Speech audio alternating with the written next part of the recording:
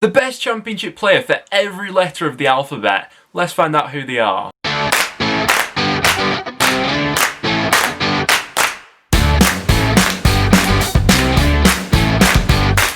So guys, welcome back to the channel. We're switching it up a little bit and I'm interested to get your guys' input on this one. So for every letter of the alphabet, we're going to be going through and picking out who for me is the best player in the championship for that letter. So we're basing this off surnames and there's quite a few that are a little bit up in the air, so I am interested to get your guys' input into this one in the comments down below. Just before we do hop into anything though, I must say, make sure if you're not already, please go ahead and subscribe. We are pushing our way towards 30,000 subscribers, so if you're not already, it would be massively appreciated. Hit that button down below and stay tuned for some regular championship content. Also leave a like on today's video if you do go on to enjoy. If we could hit 300 likes, that'll be massively appreciated. But without any further ado, let's hop into this one. Starting out with A, and I think it's hard to ignore the most informed striker in the league at the moment. I'm going to go with Armstrong. There's quite a bit of competition for this one, but 11 goals so far this season. He's only 5 goals away from his tally at 16 last season. Still only 23 years old as well. I think it's only going to be a matter of time before there's some Premier League clubs that come knocking for Armstrong. He fits in perfectly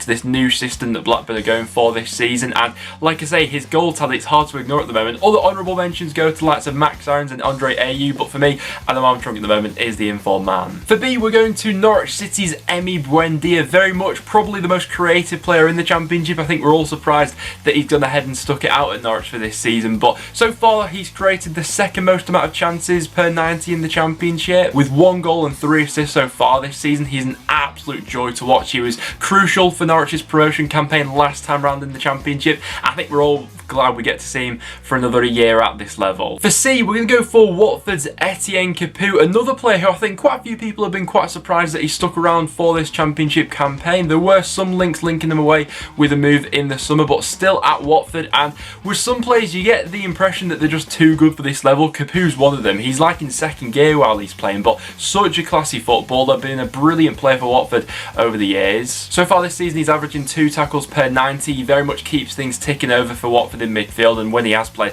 has been absolutely brilliant for them. D, we're going for Brentford's Silva, one of the most enjoyable sort of ball progressors, central midfielders to watch in the championship. Quite underrated with the job he does, and with the likes of, you know, Said Ben Rama and Ollie Watkins no longer at Brentford, there's going to be more emphasis on his creativity from midfield. I think that the fact that Brentford have got him tied down to a long-term contract is only going to be good news for them moving forward this season. So far this season he averages 1.5 key passes per 90. Last time round we saw him hit the back of the net 10 times. He's going to look to go one better than that this season, and there's no doubt in his ability as one of the best midfielders in the league. For E, we're going for another top midfielder, Jaria of Reading. I've mentioned this one a few times on the channel so far this season, but really good bit of business by Reading to get him on a permanent basis from Liverpool. He was absolutely fantastic for Reading last season. Probably one of, if not actually the best dribblers in the league, especially in those like tight pockets of space. He just does things with the ball, and his goals and assists probably don't do him justice for just how good of a player he actually is. Last season he got 3 goals and 5 assists, but he plays a little bit deeper than you sometimes expect, and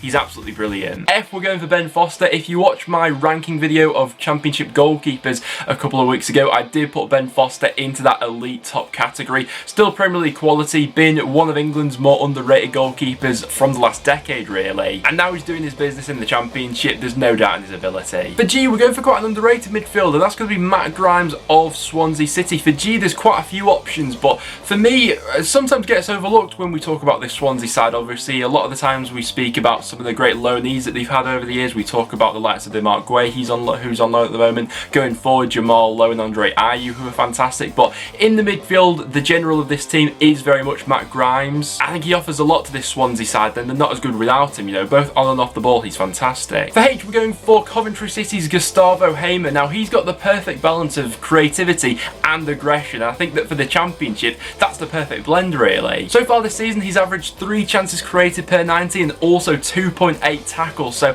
he does the creative side and also helps out defensively. We obviously have seen him sent off so far this season. Can be a bit of a loose cannon at times maybe, but he's an absolute joy to watch, and I'm sure that all the Coventry fans are going to be loving him this season. For I, we're going for Sheffield Wednesday's Dominic Iorfa. Now, should they survive the drop this season, Iorfa's going to be absolutely huge for them at the back. No doubt they are much stronger while he is in the side. He's got a real turn of pace about him and fits into that back three that Wednesday play really nicely. J for me was a tough one, but I have just gone for Reading's Lucas João. Started out the season absolutely fantastically. He's actually already matched his goal tally from last season so far this season. He really struggled with injuries last time around, but 6 goals and 3 assists, one of the most clinical strikers in front of goal at the moment. He's got a great bit of movement about him, but I was pretty 50-50 between Lucas João and Daniel Johnson, who last season for Preston was absolutely marvellous. K, we're going for Norwich City's Tim Krul, undoubtedly similar to Ben Foster actually, obviously dropping down from the Premier League back into the Championship,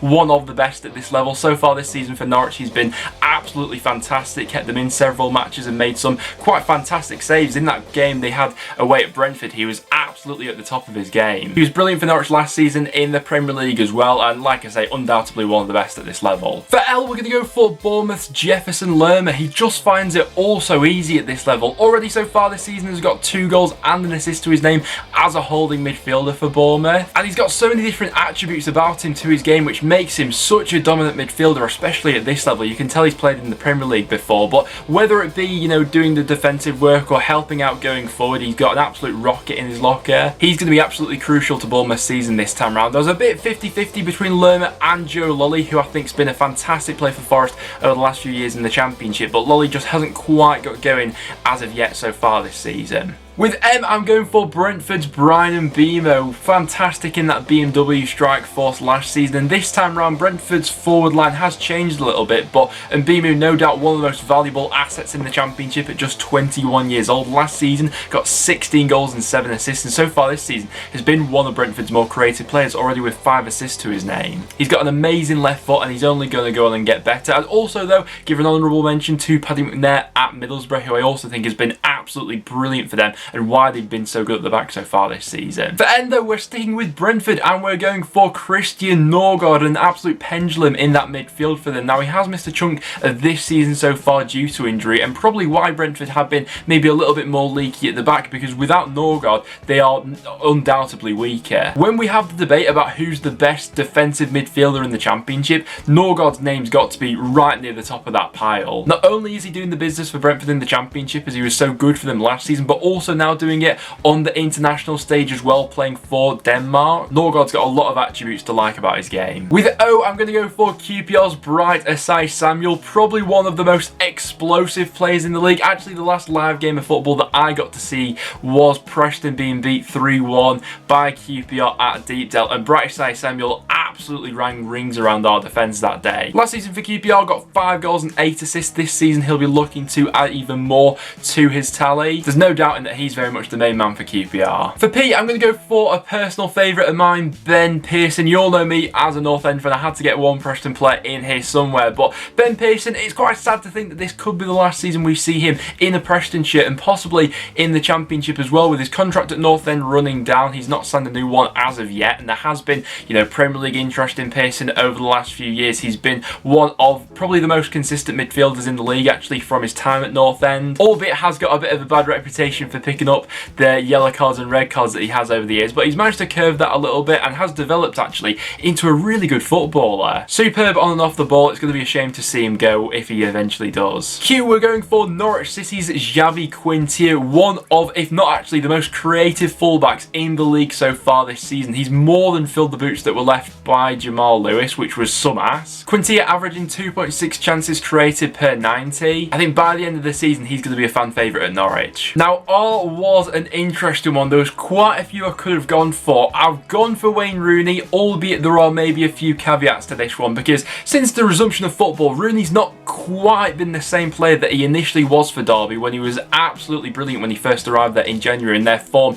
had this sudden upturn. They were picking up results left, right and centre, and Rooney really seemed to be central to that. After the resumption of football, he's come up with moments of quality, but consistently hasn't quite shown it, and there has been the argument I've seen from a few Derby fans that I am on board with, that sometimes it can seem like Rooney's just been sort of like shoehorned into the starting 11. We've seen him play in numerous positions so far this season, whether that be as a holding midfielder or number 10 or number 9. It's it's not always felt like he's had sort of like a settled place in the squad in terms of where his best position is. But the reason I've got him on this list is because he can come up with these real moments of quality like no one else in the league can, to be honest. I mean, the game we had last season against Derby at Deepdale, there wasn't much in the game. Wayne Rooney comes up with one brilliant free kick to win them that match. It was the same this season against Norwich away. Rooney's still got quite a bit to offer Derby, and if they are to get out of the situation that they're in at the moment, you'd think that Rooney's going to be central to that. S was quite an easy one to judge though. We're going for Ishmael Assar of Watford, one of potentially the best players that we're going to see in the Championship this season. As of recording, he's currently got 3 goals to his name and 1 assist, so he's already come up with several game-winning moments for this Watford squad. But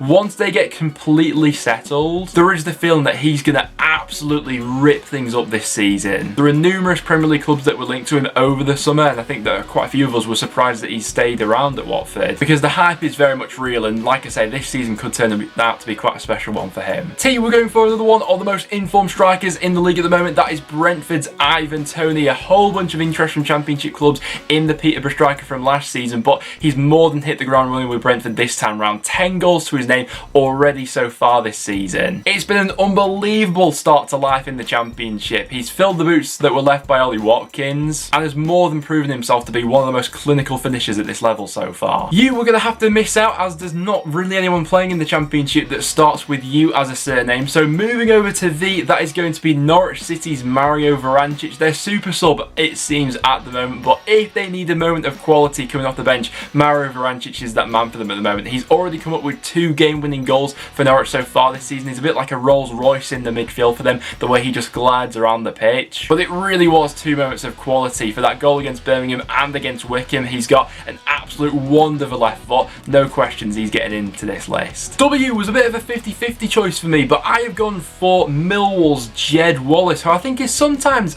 maybe a little bit unfairly overlooked, probably because he plays for Millwall, who aren't typically the most sort of like fashionable club in the Championship, but you cannot ignore his record at this level, which is absolutely dazzling. I'd say probably one of, if not the best crossers of the ball in the league. Already this season, he's got 4 goals and an assist to his name. Last season got 23 goal contributions, so if he can match that this time round, I think Millwall are bound to have a superb season. The 50-50 though was between Wallace and Harry Wilson, obviously, who's back in the Championship this time round with Cardiff. Let me know in the comments down below who gets more goal contributions this season, Jed Wallace or Harry Wilson. X was another one that we're going to have to skip over, as we've not got anyone in the Championship under that surname. So moving on into Y, we're going to have Andy Yadom of Reading. Probably one of the best bits of business that Reading have done in their past few transfer windows was picking up Yadom on a free transfer from Barnsley. An ever-dependable member of that backline when he is fit. Obviously, he has had his injury troubles now and again. I think he's probably in the argument for one of the more underrated players in the league, actually. And then to finish off today's video with Z, we are going to go for Norwich City's Christoph Zimmerman. He was a massive figure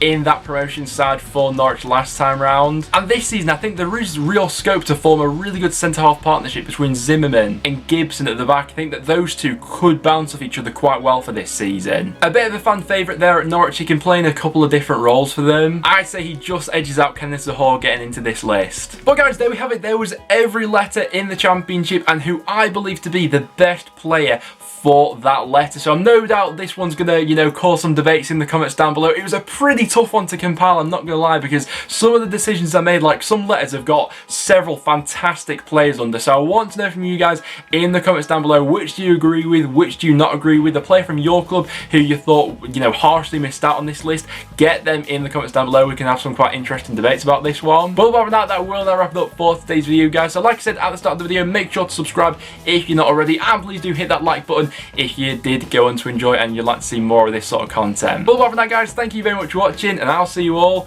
in the next one.